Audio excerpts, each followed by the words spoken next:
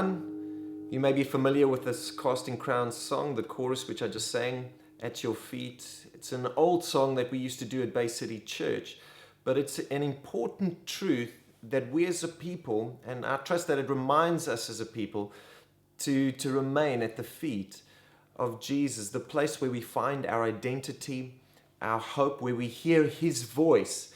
And I think what happens in times where we become distracted and we become busy with life, we seem to neglect time spent at the feet of Jesus. And it's an important place for us as His people. And there's a great example of this in the scriptures. And I want to read Luke chapter 10, verse 38 to 42. And this is what it says.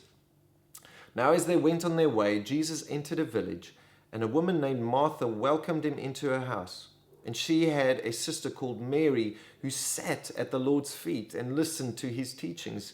But Martha was distracted with much serving. And she went up to Him and said, Lord, do you not care that my sister has left me to serve alone? Tell her then to help me. But the Lord answered her, Martha, Martha, you are anxious and troubled about many things, but one thing is necessary. Mary has chosen the good portion, which will not be taken away from her.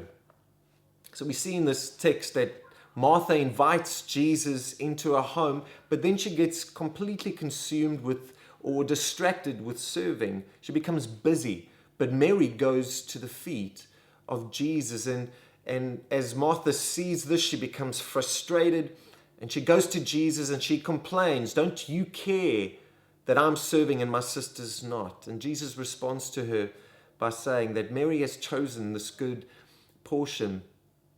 I'm not too sure about you, but I can certainly relate to Martha in times where things become busy and I become distracted. As much as I invite Jesus into my home, the reality is we've actually got to dwell with Jesus. But when we get busy and we get distracted, it seems like that is the place that suffers the most, is time spent at the feet of Jesus. And I know for me, when I don't spend time at the feet of Jesus, there are a couple of things that happens in my own life. First, I become a person that complains a lot more, not only to people around me, but also in my prayer life. I seem to be telling Jesus what to do rather than listening to Him and doing what He tells me to do. And then secondly, I think a real one for us all is that when we don't come into His presence, we find ourselves becoming more anxious, and our hearts become troubled with the things of this life, the uncertainties. It's at the feet of Jesus where we find peace, where we find hope, where we find our identity and our purpose. Jesus responds to Martha in this way, and He says to her about Mary, He says, Martha, Martha, you are anxious and troubled about many things, but one thing is necessary. Mary has chosen the good portion, which will not be taken away from her.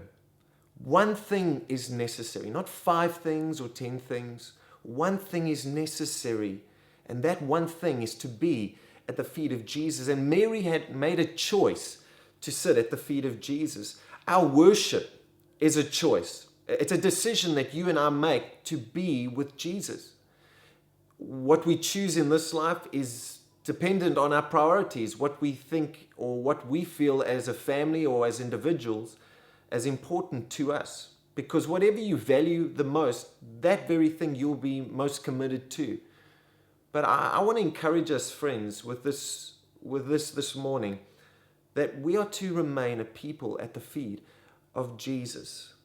Don't become distracted with life.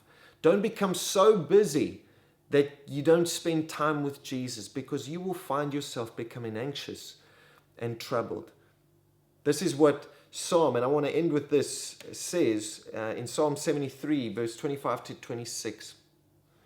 Whom have I in heaven but you? Talking about God. And there is nothing on earth that I desire besides you. My flesh and my heart may fail, but God is the strength of my heart and my portion forever.